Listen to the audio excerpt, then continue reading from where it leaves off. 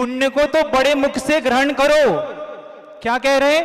पुण्य को तो बड़े मुख से ग्रहण करो, लेकिन पुण्य का जो संचय है, पुण्य का जो आप निकाल रहे हैं पुण्य को, उसको बड़े धीरे धीरे धीरे धीरे कीजिए।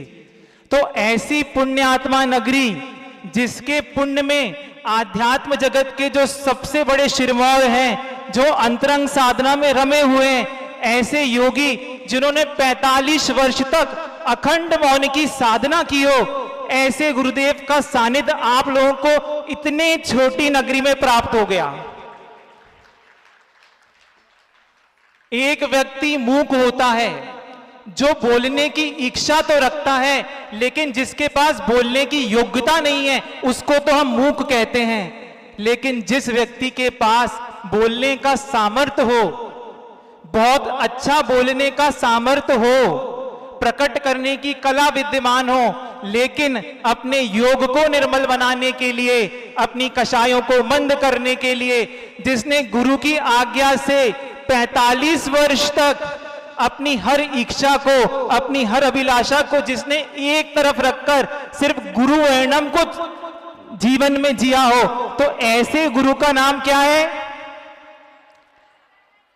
नहीं, जो विद्या के सागर हैं, जो शांति के सागर हैं, और जिनकी आत्मा के हर एक प्रदेश पर यदि कोई एक नाम विद्यमान है तो उनका नाम गुरुदेव श्री विद्यासागर जी महाराज है। तो प्रसंग आज तो वैसे हमारे दीक्षा दिवस का है। दीक्षा दिवस का अर्थ तो वैसे भौतिक आप दृष्टि से देखेंगे तो एक युवक आता है और गुरु महाराज के हाथ से उनको पिछी कमंडल प्राप्त होता है, वो नग्न दशा को प्राप्त हो जाते हैं। लेकिन दीक्षा का सही मायने में अर्थ तो ये था कि ये गुरु उपकार दिवस है, ये गुरु करुणा दिवस है, कि ऐसा जीव जो असंयम में था, ऐसा व्यक्ति जो मिथ्यात्व में पड़ा हुआ था, उसको गुरुदेव ने अपनी अनुकंपा से करुणा करके उसको भी ऊपर उठा लिया। जिस सिंहासन पर गुरुदेव बैठ जाते हैं तो उस सिंहासन को भी हम अपने मस्तक पर लगाते हैं। जो जल की धारा भगवान के बिंब पर जाती है तो हम उसको भी अपने मस्तक पर धारण कर लेते हैं। जिस जिनवाणी को हम पाटे पर रखते हैं तो वो पाटा भी हमारे लिए पूजनीय हो जाता है। तो आप सोचिए, जब पुद्गल पर भी ऐसा उपकार हो सकता है, तो जिन्होंने अपने हाथों से किसी शिष्य को छुआ हो, जिन हाथों से उन्होंने पिच्छिका प्रदान की हो, जिन हाथों से कमंडल दिया हो, जिन्होंने अपने मुख से अपने वंश में, अपने गुरुकुल में जगह दी हो, तो वह जीव कितना पुण्यशाली होगा। बिना पुण्य के और बिना पुरुषार्थ के दीक्षा नहीं मिलती। आज आपको जो देखने में आ रहा है, ये जो मुनि पर्याय देखने में आ रही है, इसके पीछे गुरु का अनंत उपकार है। तो हमको पीछे जाना पड़ेगा, क्योंकि हर कार्य के पीछे कारण होता है। गुरुदेव बार बार हम लोगों को कहते हैं, आज केवल ज्ञान कल्याणक है, भगवान को केवल ज्ञान उत्पन्न होगा, केवल ज्ञान फल है, तो केवल ज्ञान का कारण क्या है? तो गुरुदेव समय सागर जी बार बार अध्ययन के दौरान बताते थे कि कारण सदृशम कार्यम, कि यदि कोई कार्य है तो उसके पीछे कोई ना कोई कारण होगा। तो केवल ज्ञान यदि कार्य है तो कारण शुद्धोपयोग है। शुद्धोपयोग का अर्थ है जो साधु साम्य भाव को धारण करते हैं, जो जीव राग और द्वेष की परिणति से ऊपर उठ जाते हैं, जिनके लिए अब महल और वन एक समान है, शत्रु और मित्र की कोई कल्पना नहीं करते, वे शुद्धोपयोग की परिणति है। तो 2015 में बहुत पुण्य के उदय से गुरुदेव श्री समय सागर जी महाराज के साथ 4 और मुनि महाराज का गुरुदेव श्री विद्यासागर जी की आज्ञा से इंदौर की ओर चातुर्मास के लिए गुरुदेव की आज्ञा प्राप्त हुई। कहते हैं कि जिस समय आपको पित्त ज्वर हो, पित्त ज्वर समझते हैं? जब आपको बुखार होता है तो बुखार के कारण आपको यदि कोई रसगुल्ला खिलाता है तो रसगुल्ला कैसा लगता है? कड़वा लगता है। आपको यदि कोई जलेबी खिलाएगा तो आपको जलेबी कैसी लगेगी? कड़वी लगेगी। आपको कोई मिठाई मोहन भोग खिलाएगा तो मिठाई कैसी लगेगी? कड़वी लगेगी। तो क्या रसगुल्ला कड़वा है? रसगुल्ला कड़वा नहीं है, जलेबी कड़वी नहीं है, मोहन भोग कड़वा नहीं है, आपका मुख कड़वा है। वैसे ही जिस समय मिथ्यात्व का उदय भीतर होता है तो सदगुरु में भी कुगुरु दिखाई देते हैं, तत्व में अतत्व दिखता है, देव में अदेव दिखते हैं, वस्तु स्वरूप का ज्ञान उस समय विपरीत होता है। तो वैसे ही मेरे जीवन में भी वही स्थिति थी।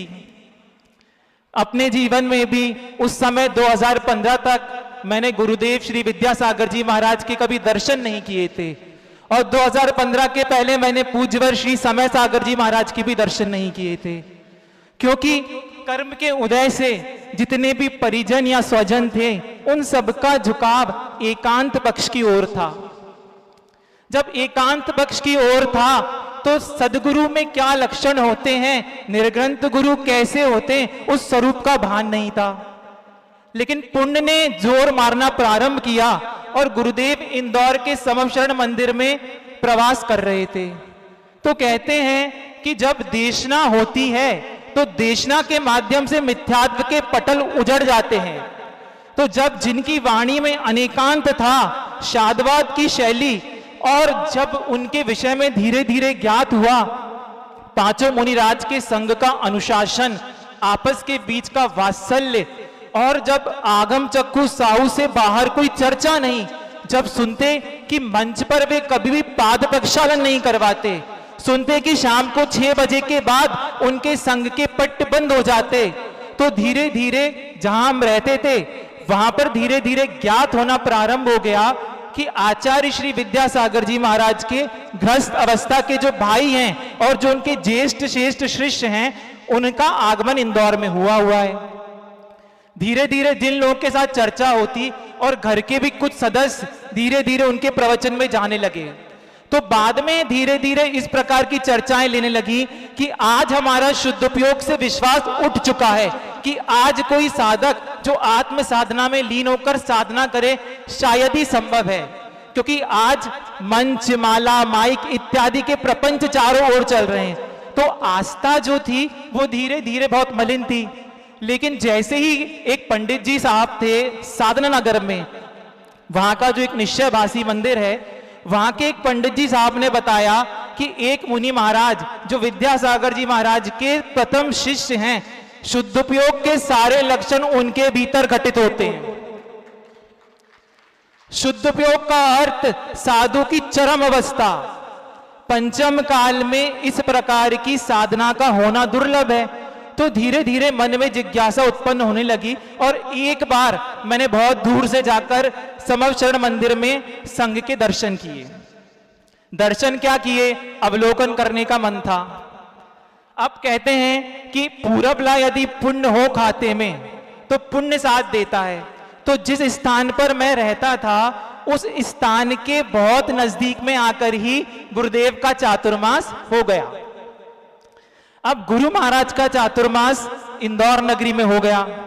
अब धीरे धीरे धीरे संघ की सारी गतिविधियों को मैं बड़े दूर से भी मैंने ऑब्जर्व किया, और मुझे कई बार बड़ा आश्चर्य महसूस होता है कि कौन सा कर्म का ऐसा उदय आया कि मेरे पूर्व पिता जो थे वो उस चातुर्मास के कोषाध्यक्ष के रूप में बन गए।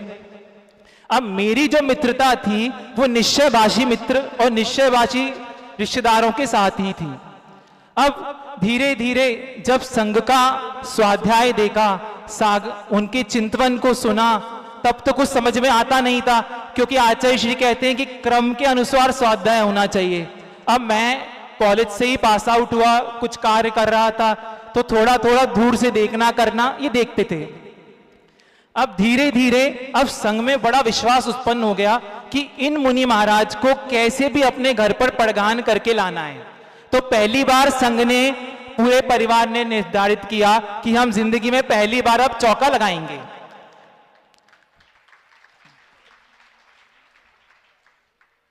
कुंद कुंद देव वार्षिणुपेक्षा में कहते हैं एकत्व भावना के अंतर्गत कि इक्को करेदि पुण्यम, इक्को करेदि पुण्यम धम्म निमित्त पत्तदानेन माणुक देवेशु जीवो तस् फलम भुंजदे इक्को।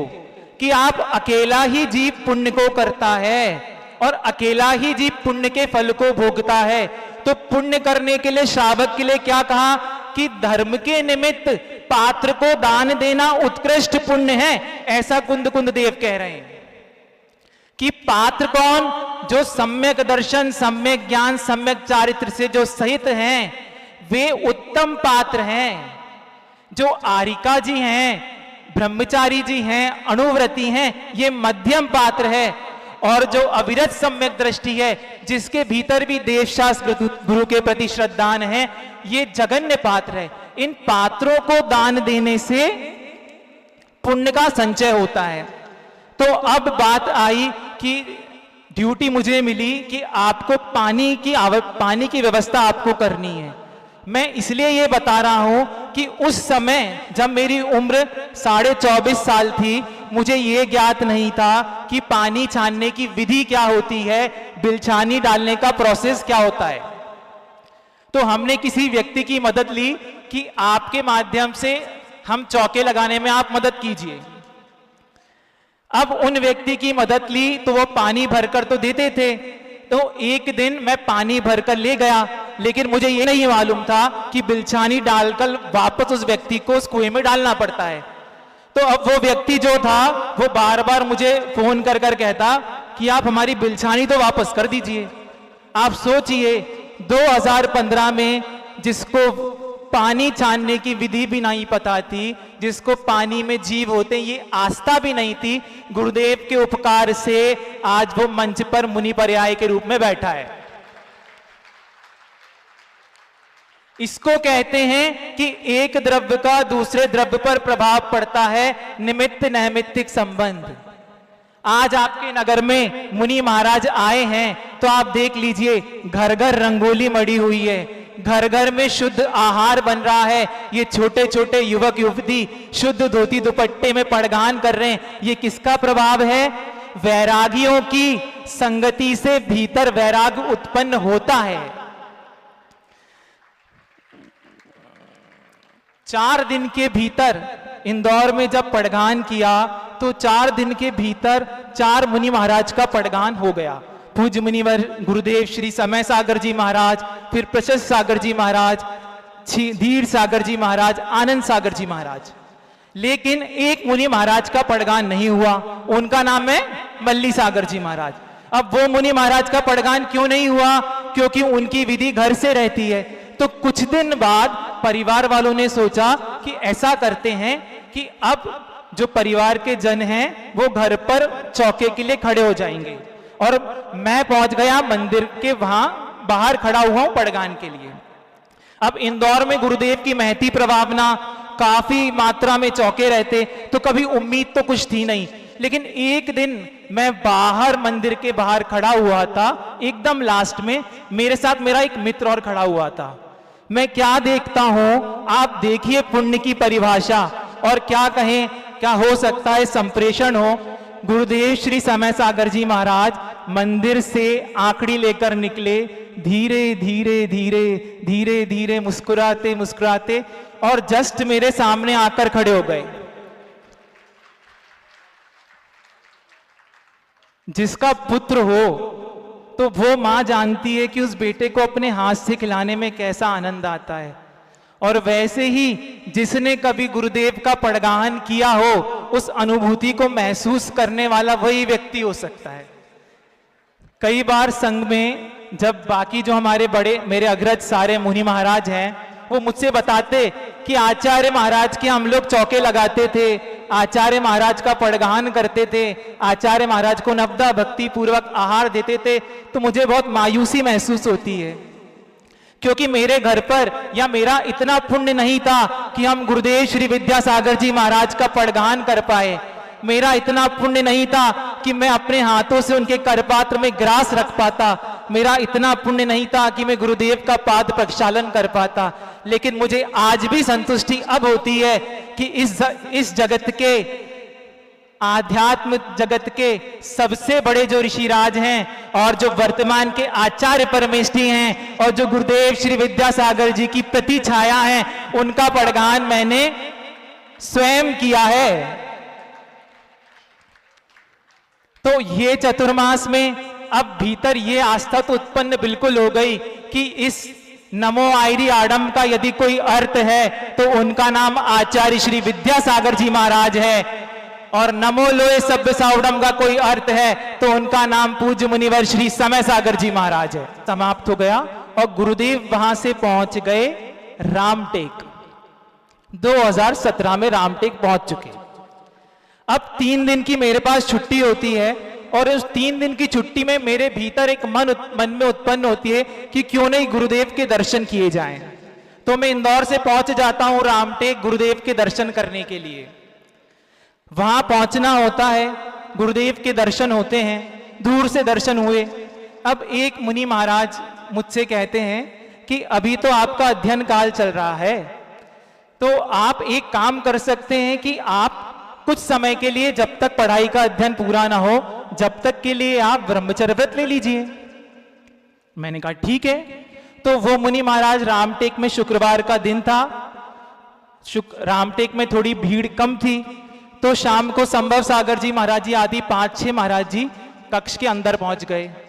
वहां मुझे भी उन लोगों ने बुला लिया। अब पहली बार था जब मैंने अपनी आंखों से एकदम नजदीक से गुरु महाराज को देखा।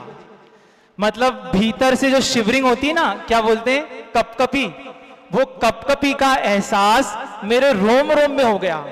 गुरुदेव को देखा और गुरुदेव बड़ी बड़ी आंखें, मैंने इतनी बड़ी बड़ी आंखें जीवन में कभी नहीं देखी थी। आप लोग मुस्कुरा रहे हैं, लेकिन इतनी बड़ी बड़ी आंखें मैंने अपने जीवन में कभी नहीं देखी। अब गुरुदेव ने के निकट में बैठा तो संभव सागर जी महाराज श्री मेरे से कहते हैं, मेरा परिचय गुरुदेव के सामने रखते हैं। और परिचय में उन्होंने ये भी बहुत अच्छे से जोड़ दिया कि समय सागर जी महाराज के चातुर्मास में ये व्यक्ति प्रभावित हुए हैं, ये लोग संघ से भी बहुत जुड़ गए हैं। इस प्रकार का तो गुरुदेव ने मुझे बड़े अच्छे से निहारा। बोलते हैं ना, जैसे एनालिसिस करते हैं, तो गुरुदेव ने मुझे बहुत अच्छे से तरीके से देख लिया। अब गुरु महाराज की भैयावृत्ति चल रही थी, तो एक मुनि महाराज मेरे से कहते हैं कि भैया आप भी भैयावृत्ति कर लो। तो अब मैंने तो जीवन में कभी भैयावृत्ति की नहीं, तो आचार्य महाराज के पैर बाहर की तरफ थे, तो मेरे दोनों हाथ शिविर कप कप आने लगे। तो गुरुदेव कहते हैं मुझसे, ऐसे डायरेक्शन दिखाते हैं, तो मैंने उनका पैर छुआ और मुझसे नहीं बन पाया।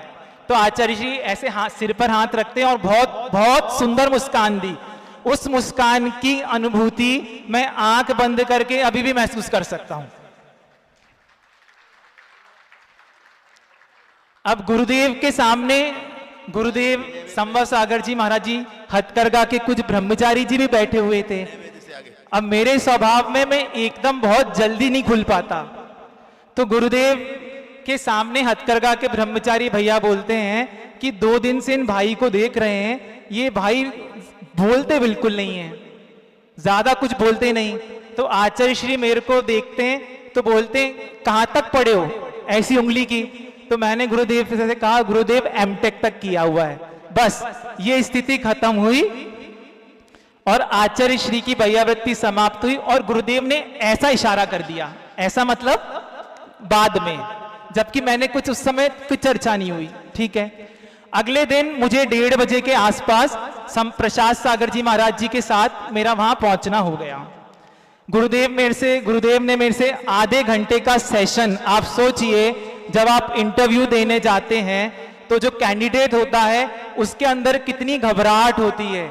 अब जिस व्यक्ति को जैन धर्म की पर्याय माना जाता हो, जिस व्यक्ति को आचार्य परमेष्ठी के रूप में सर्वश्रेष्ठ आचार्य माना जाता हो, जो इन 50-55 वर्ष में इस धरती के देवता के रूप में माने जाते हो, जो चलते फिरते सिद्ध हो, और यहां तक कि आपने कल परसों मुनि राजों के मुख से सुना था, एक संत अरिहंत सा, ऐसे गुरुदेव के सामने मैं जब आधे घंटे बैठा और गुरुदेव ने मुझसे एक एक डिटेल में हर बहुत प्रकार के प्रश्न किए, नाम पूछा, फैमिली बैकग्राउंड पूछा, एजुकेशन पूछी, और भी बाकी फैमिली के बाकी लोग क्या करते हैं, सब कुछ डिटेल में पूछा गया। अब वो दिन था, उस दिन से मेरे माइंड भीतर एक परिणाम उत्पन्न हो गया कि ये जो व्यक्ति है, इस दुनिया में इस व्यक्ति से बढ़कर कोई व्यक्तित्व नहीं हो सकता। अब मैंने आचार्य श्री के पास उस समय बड़े भावुकता के साथ निवेदन किया कि गुरुदेव, मैं भी आपकी शरण में आना चाहता हूं, मुझे भी पढ़ाई तक का व्रत दे दीजिए। मैंने क्या बोला? मुझे भी पढ़ाई तक का व्रत दे दीजिए। अंदर ही मेरे साथ 3 मुनि महाराज भी वहीं बैठे हुए थे। तो आचार्य श्री ने कहा कि परिवार से मिलेंगे। परिवार से मिलेंगे मतलब ठीक है। तो मैं बाहर आया तो संभव सागर जी महाराज ने मुझे बताया कि परिवार से मिलेंगे। तो मैंने कहा माता पिता से मिलेंगे? तो कहते नहीं, उन्होंने आपसे जो पूरी अभी डिटेल इंफॉर्मेशन ली ना, तो उन्होंने कहा परिवार से मिलेंगे मतलब आपके पूरे संयुक्त परिवार से मिलेंगे। संयुक्त परिवार का अर्थ क्या? वहां एक इंपॉर्टेंट बात ये थी कि जो मेरे बड़े पापा मतलब जो पूर्व अवस्था में बड़े पिताजी बड़ी माँ थे, वो सोनगढ़ समाज के अध्यक्ष थे और परिवार के लोगों ने वहां पर उस जिनालय का निर्माण करवाया। अब परेशानी उत्पन्न हो गई कि माता पिता को तो मैं ला सकता हूं बड़े आसानी से क्योंकि उनकी आस्था हो चुकी है, लेकिन बड़े पिता बड़ी माँ को लाना बहुत संघर्षमय कहानी है। ठीक है। अब इंदौर वहीं पर एक मुनि महाराज मुझे कहते हैं, मुझे बहुत डिमोटिवेट हुआ। वो कहते हैं सुनो भाई, तुम्हारा कुछ नहीं हो सकता। मैंने कहा क्यों महाराज जी? तो कहते हैं आचार्य श्री के पास कोई पहली बार आता है और कोई पढ़ाई तक का व्रत लेता है तो गुरुदेव उसको पढ़ाई तक का व्रत तो दे देते हैं, तुम्हारा मुश्किल है इसलिए आचार्य श्री ने टाल दिया। अब मैं इंदौर पहुंच गया। इंदौर में मैंने अपनी बात माता पिता के सामने रखी और मैंने लालच ये दिया कि आपने भी अभी तक आचार्य महाराज के दर्शन कभी नहीं किए, इस बहाने रामटेक के दर्शन हो जाएंगे। आप चलिए और पूज्य वहां पर कुछ मुनि महाराज हैं जो हमारे और आपके दर्शन अच्छे से करवा देंगे। ठीक है। अब टास्क ये था कि जो बड़े पिता बड़ी माँ थे उनको लाना मेरे लिए बहुत बड़ी जिम्मेदारी थी। तो मैं पहुंच जाता हूं नगर, अपने गृह नगर। अब वहां मैंने उनसे निवेदन किया कि आपको आचार्य महाराज के दर्शन करने चलना है। तो उन्होंने बहुत अच्छे से कहा नहीं। तो कहते हैं ना, जब उंगली सीधी उंगली से घी नहीं निकलता तो क्या करना पड़ता है? जब सीधी उंगली से घी नहीं निकलता तो उंगली को टेढ़ा करना पड़ता है। तो अब मैं जानता था कि घर में मैं सबसे छोटा हूं और घर में लाडला तो हूं ही। तो मैंने क्या किया, अपने आप को 12-13 घंटे के लिए कमरे में बंद कर लिया। अब जब 2 सुबह के नाश्ता, उनको पता है कि अपना ये बालक है, ये तो हर प्रति घंटे इसको भूख लगती है, ये तो असंयम है, प्योर असंयम है। तो अब क्या करें? तो वो मुझे मनाने का प्रयास करते हैं। तो मैंने कहा कि मैं जब भी कुछ ग्रहण करूंगा जब आप ये वादा करते हो कि आप मेरे साथ रामटेक चलो। अब रामटेक 700 किलोमीटर दूर, 700 किलोमीटर दूर। अब मैंने उनसे कहा कि आपको रामटेक चलना पड़ेगा, तो उन्होंने स्वीकार कर लिया।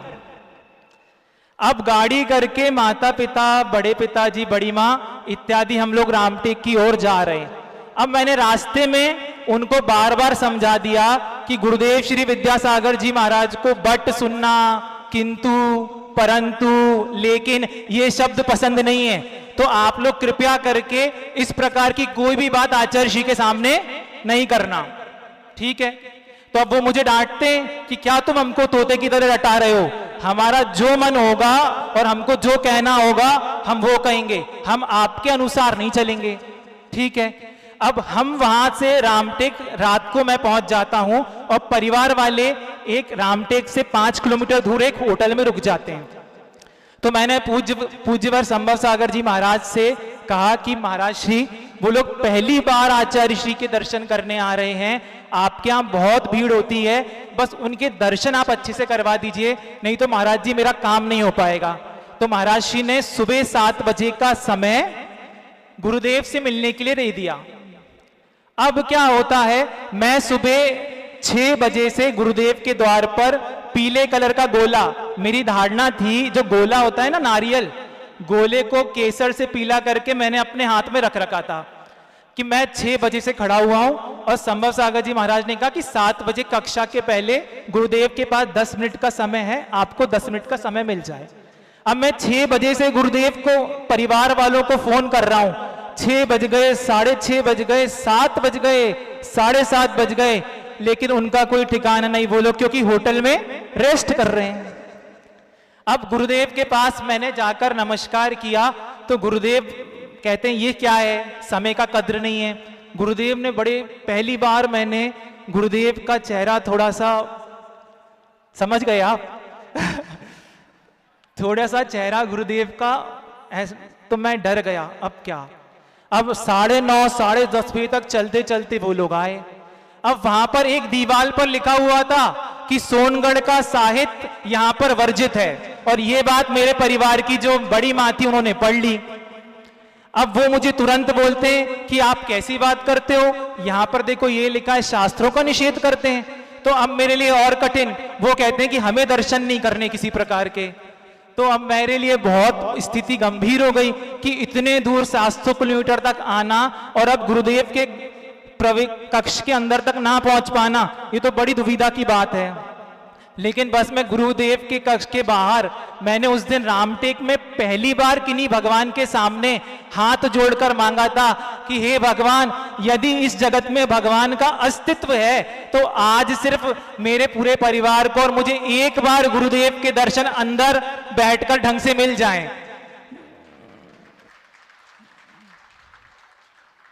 और समय निर्धारित हुआ कि महाराजों ने बताया कि गुरुदेव 1:30 बजे के बाद जैसे ही सामायिक और स्वयंभू करते हैं उसके बाद गुरुदेव की विशुद्धि बहुत अच्छी होती है, और कोई भी कार्य यदि सामायिक काल के बाद होता है तो वो संपन्न होता ही है। ऐसे जितने व्रती यहां बैठे हैं वो जानते होंगे, संघ में ये प्रचलन है कि सामायिक के बाद यदि आप कुछ कार्य मांगने जाओगे तो खाली हाथ नहीं लौटते। अब मैं 1:30 बजे कक्ष के बाहर खड़ा हूं और प्रतिभा स्थली की 25-30 बहनें, उसके पीछे बहुत सारे ब्रह्मचारी, श्रमदान हथकरघा वाले ब्रह्मचारी और श्रेष्ठी लोग खड़े हैं। अब हमारी तो कोई ना पहचान ना कोई सेटिंग कि कैसे गुरुदेव के कक्ष तक पहुंचे। तो मैं एक मुनि महाराज के पास गया और मैंने बहुत विनीत भाव से कहा कि महाराज श्री प्लीज मुझे आप अंदर एंट्री करवा दीजिए। किस्मत देखो, महाराज ने मेरी बात मान ली। 3-4 मुनि महाराज मेरे सपोर्ट में थे, वो कहते हैं हाँ इस बालक को चले जाने दो। मैं जाकर जैसे ही खड़ा हुआ और एक कदम अंदर रखने वाला था, इतने में गुरुदेव उठकर रामटेक में जो ऊपर मंदिर है वहां पर एक मुनि महाराज थे, उनके पेट में दर्द उत्पन्न हो गया। तो आचार्य श्री 1:30 बजे उठते ही सारे मुनि महाराज उन मुनि महाराज को देखने चले गए। देखो कर्म कैसा होता है। सुबह 7 बजे का समय वो फेल हो गया, 1:30 बजे का समय फिर कोई विघ्न आ गया, लेकिन मैं फिर शांतिनाथ भगवान के पास जाके निकट जाके मैंने भगवान से कहा भगवान प्लीज ये एक बार आप मेरी मदद कर दीजिए। और भीतर से मैंने कहा, और गुरुदेव लौटकर आए 2:20 पर और मैंने गुरुदेव के कक्ष में प्रवेश किया। चारों लोग, टेंशन मुझे ये था कि ये चारों लोग किस प्रकार का वर्ताव गुरुदेव के समक्ष करेंगे, लेकिन कहते हैं वीतरागी के सामने रागियों की चलती नहीं है। जब श्रेणिक चरित्र में पढ़ते हैं कि यशोधन मुनि महाराज के सामने ऐसे क्रूर हिंसक 500 कुत्ते अपनी क्रूरता को छोड़कर शांत भाव से बैठ जाते हैं, तो ये परिवार के जन तो जैनत्व को लिए हुए थे, इनके अंदर तो जैन संस्कार थे। और कहते हैं गुरुदेव को देखते ही पानी पानी हो गए और हाथ जोड़कर विनीत भाव से गुरुदेव के चरणों में बैठ गए। मुझे अभी भी याद है गुरुदेव ने चारों को, माता को, पिता को, बड़े पिता, बड़ी मां को इतने हर्ष के साथ एक एक को अलग से इतना मुस्कान दे देकर आशीर्वाद दिया, ऐसा मुस्कान कि गुरुदेव चारों लोग संतुष्ट हो गए। अब गुरुदेव कहते हैं कि ये हमसे निवेदन कर रहे हैं, इन्होंने हमसे निवेदन किया है व्रत का, क्या करना है।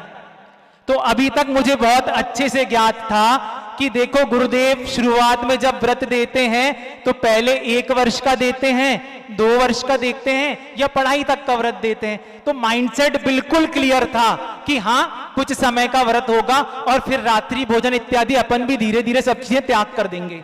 बिल्कुल माइंडसेट क्लियर था।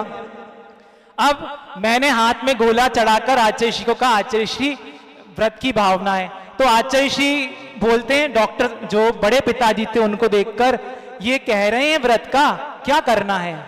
तो वो बोलते हैं प्रत्युत्तर में कि गुरुदेव आप तो इस फील्ड के महारथी हैं, आपको जो अच्छा लगे। पिताजी को आचार्य श्री पूछते हैं क्या करना है, तो आप वो कहते हैं जैसा आप उचित समझें। तो आचार्य श्री क्या कहते हैं कि सोच तो रहे हैं, मांग रहे हैं, हमसे निवेदन कर रहे हैं, हम सोच तो रहे। तो इतने में जो महिलाएं बैठी थी पीछे, वो कह देती हैं कि आचार्य श्री ये तो कभी अभिषेक करने नहीं गए, ये कभी पूजन करने नहीं गए, रात्रि में भोजन करते हैं, होटल में खाते हैं, अभक्ष खाते हैं। मतलब कहते हैं ना, मेरे जीवन की जितनी नकारात्मकता थी उसको पूरा उन लोगों ने, परिवार वालों ने प्रस्तुत कर दिया। लेकिन हमारे गुरुदेव मुझे देखकर मुस्कुरा रहे थे। गुरुदेव ने मुझे गलत दृष्टि से नहीं देखा, गुरुदेव बहुत प्रेम से मुस्कुराए। और गुरुदेव क्या कहते हैं, देखिए हाथ ऊपर उठाया और ऐसे करके कहते हैं कि मैंने उसकी दृढ़ता देख ली है। अब मैं तो बड़ा आश्चर्य में कि मैं तो प्योर असंयम की दशा, और थोड़ा बहुत जो बुंदेलखंड में यहाँ जो लोग होते हैं, वो तो यहाँ के जो युवक हैं उनको इतना भी भक्ष अभक्ष का विवेक होता है, बहुत सारी चीजें व्यवस्थित करते हैं, पर्यूषण में रात्रि भोजन नहीं करते। लेकिन अपनी स्थिति तो बहुत डाउनफॉल पर थी। तो आचार्य श्री ने ऐसा कह दिया। तो आचार्य श्री बोलते हैं परिवार वालों से कि टुकड़े में कर दें या पूरा कर दें। अब लोग तो समझ, परिवार वाले, क्योंकि घर में 200 लोगों का बहुत बड़ा कुटुंब, लेकिन घर में कोई भी व्रती नहीं, कोई प्रतिमाधारी नहीं, घर में कोई उपवास, कोई व्रत, संयम इत्यादि का कोई संस्कार नहीं। तो बोलते हैं आचार्य श्री की टुकड़े में कर दें या पूरा कर दें। तो मुझे तो उस समय हिंदी, मतलब पूरा करने का अर्थ मुझे उस समय पूरा क्लियर नहीं था। तो आचार्य, आप लोग मुस्कुरा रहे हैं, मैं नहीं मुस्कुरा पा रहा था उस समय। तो उस गुरुदेव के सामने निवेदन किया, जी गुरुदेव व्रत कर दें। तो गुरुदेव कहते हैं हाँ, आजीवन का कायस्वर कर लो।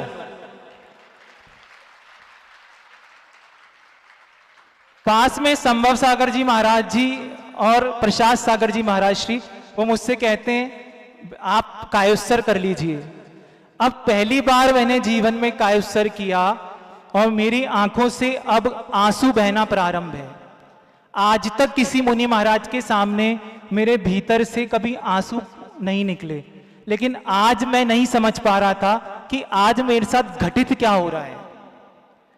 मतलब उस समय ब्रह्मचर्य की परिभाषा क्या होती है, ब्रह्मचर्य की भावना क्या होती है, मैं ये नहीं समझता था। मैंने मात्र आचार्य महाराज श्री समय सागर जी महाराज के चातुर्मास के दौरान मैं 1-2 ब्रह्मचारी को जानता था, जिनमें से मेरे पास में ये निराकार सागर जी महाराज श्री बैठे हैं। तो मैं जानता था कि ब्रह्मचारी भैया जी का मतलब है व्हाइट कपड़े हैं जिनके पास, और जो व्हाइट कपड़े हैं पूजन अभिषेक करते हैं, माता जी को आहार भी कराते हैं और मोबाइल भी रखते हैं और गाड़ी भी चलाते हैं, मतलब सब कुछ करते हैं। तो अपना श्रद्धान अभी तो इसी प्रकार का था। तो गुरुदेव के सामने मैंने कायोत्सर कर लिया आजीवन का। अब गुरुदेव ने कहा कि महाराज को बता देना। तो अब हमारे बीच में डायरेक्ट कम्युनिकेशन की गुरुदेव के शब्दों का आशय क्या है, वो क्या अर्थ कहते हैं, तो ये पूरा ट्रांसलेशन मुझे जो 2 महाराज थे वो बता रहे थे। अब पूरा परिवार बड़ा खुश, और जैसे ही वहां पर 5-6-7 महाराज जी कक्ष में थे, उन्होंने भी बैठकर नमोस्तु किया और कहते हैं आप तो बहुत पुण्यशाली हैं कि आचार्य श्री ने आपको पहली बार में संघ में स्थान दे दिया, इस प्रकार बात की। अब देखिए, सुबह 5 बजे से मैं टेंशन में था कि मुझे गुरुदेव महाराज के दर्शन करने हैं। तो मैं भाग कर गया 3:30 बजे। अब मेरे अंदर भूख और प्यास लग रही है और मैं दौड़कर रामटेक के बाहर, रामटेक के गेट के बाहर एक छोटा सा स्टॉल था, तो वहां जाकर मैंने स्प्राइट और कुछ नमकीन का नाश्ता किया। आप सोचिए, मैं इस चीज को इसलिए बताना चाह रहा हूं कि आज आपको जो ये मुनि पर्याय दिख रही है, इस मुनि पर्याय में इन व्रतों का बहुमान लाने के लिए, इस प्रकार की चर्या लाने के लिए जिन्होंने मेहनत की है वो अंदर बैठे हुए हैं।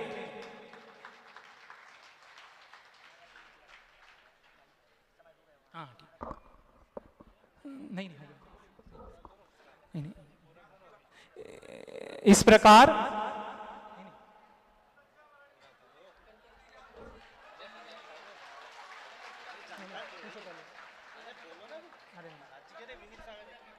आचार्य ने कहा होगा,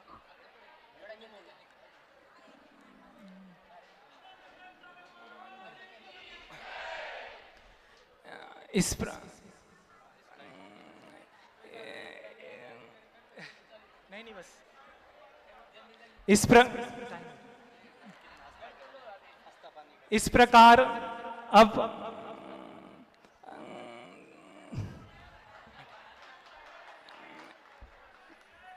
अब स्थिति ये आई कि अब जैसे मैं बाहर निकला तो चारों ओर से मुनिराज कहते कि आपको एक बहुत बड़ी उपलब्धि प्राप्त हो गई है। लेकिन अब मेरे भीतर मन मेरा कचोटता है कि मेरे भीतर तो इस प्रकार की योग्यता नहीं है, क्योंकि ये कोई सामान्य व्रत तो है नहीं। तो एक मुनि महाराज हैं जिनके पास जो संग में वहां पर थे, तो उन्होंने मेरे चेहरे को पढ़ लिया। तो वो कहते हैं कि आपके भीतर इस प्रकार ये मन तनाव में क्यों है। तो मैंने कहा कि हो सकता है कि कहीं आचार्य श्री ने मुझे गलत तो नहीं समझ लिया, मतलब मेरे अंदर इस प्रकार की योग्यता तो है ही नहीं। तो अब वो क्या कहते हैं कि आप अपनी योग्यता को, आप अपने लक्षण को जानने में फेल हो सकते हैं, लेकिन जो 50-55 वर्ष से इन योग्यता को परखने वाले हैं वो इस चीज को कभी फेल नहीं हो सकते। और तब भी आपको यदि मन में ये विकल्प आता है तो आप जाते जाते आचार्य महाराज के सामने अपनी बात रख सकते हैं। और हुआ इसी प्रकार, मैं गुरुदेव के पास पहुंच गया कि गुरुदेव मेरे अंदर इस प्रकार की योग्यता तो नहीं है। तो आचार्य श्री कुछ नहीं बोले, एकदम शांत रहे, और मैं वहां से नमोस्तु करके इंदौर की ओर रवाना हो गया। अब इंदौर पहुंचकर मैं पहुंच गया। अभी मेरा रेजिग्नेशन मैंने दिया नहीं था, मैं आज जाकर घर पर विश्राम करता हूं, लेकिन रात भर मुझे नींद नहीं आई। अब रात भर नींद नहीं आई, और पहली बार है पूरी रात मुझे गुरुदेव रात भर उनके शब्द, वो जो हाथ था कि मैंने आपकी दृढ़ता देख ली है, मैंने आपकी दृढ़ता, ये शब्द गूंज रहा। अब परिवार वाले मुझे लेकर बहुत सीरियस नहीं थे, उन्हें लगा कि ये पॉसिबल ही नहीं है कि ये लड़का इस मार्ग में आ सकता है, क्योंकि उन्होंने देखा था कि आप थोड़ी सी भी विपरीत परिस्थिति होती थी तो अपना टेम्परामेंट लूज हो जाता था। तो उन्होंने मुझे कहा कि आपको करना क्या है। तो मैंने ये कहा कि आचार्य श्री ने मुझे कहा है, तो मुझे अब तो अशोकनगर जाना है, जहां पर अशोकनगर में पूजवर मुनिवर समय सागर जी महाराज सशंग विराजमान थे। अब पूरे परिवार को मैंने कहा कि मुझे जाना है। तो परिवार वाले बहुत श्योर थे कि ये चला भी जाएगा तो ये एक दिन भी नहीं ठहर सकता। क्यों? क्योंकि बचपन से जो इस प्रकार के रहने का संस्कार था, रुकने का संस्कार, खाने पीने का संस्कार, ये हो ही नहीं सकता। और हुआ क्या, पूरा परिवार मुझे अशोकनगर लेकर हम वहां पहुंच गए। अब अशोकनगर पहुंचना हो गया। अशोकनगर में जब मैंने महाराज श्री को नमस्कार किया तो महाराज जी वगैरह भी सारे आश्चर्यचकित कि यार इसका कैसे हो गया, मतलब ऐसी योग्यता झलकती नहीं थी। तो अब बड़े महाराज जी ने कहा इसको थोड़े दिन ठहर कर रहने दो, ठीक है। तो मैंने डिसाइड कि यहीं पर रुकना तो है, गुरुदेव ने कहा है कि संग में रहना है। अब परिवार वाले जो कुछ सदस्य थे वो वहीं पर रुक गए, क्योंकि उन्हें विश्वास था कि ये आखिरी रात है और कल सुबह तो ये उठकर वापस आ जाएगा। अब बड़े महाराज श्री और चारों पांचों महाराज से तो मैं परिचित था, चारों महाराज की चर्या, उनका डिसिप्लिन, उनके बोलने का तरीका, ये सब मेरे मन को तो भाता था। लेकिन अब मैंने जब जाके ब्रह्मचारी कक्ष में देखा तो मैं आश्चर्य हो गया कि सारे भैया जी के सिर पर बाल नहीं, कोई भी भैया जी के सिर पर बाल नहीं, सारे टकले, और सबके कपड़े व्हाइट कलर के कपड़े पहने, पाटों पर सो रहे हैं, फैन यूज नहीं कर रहे।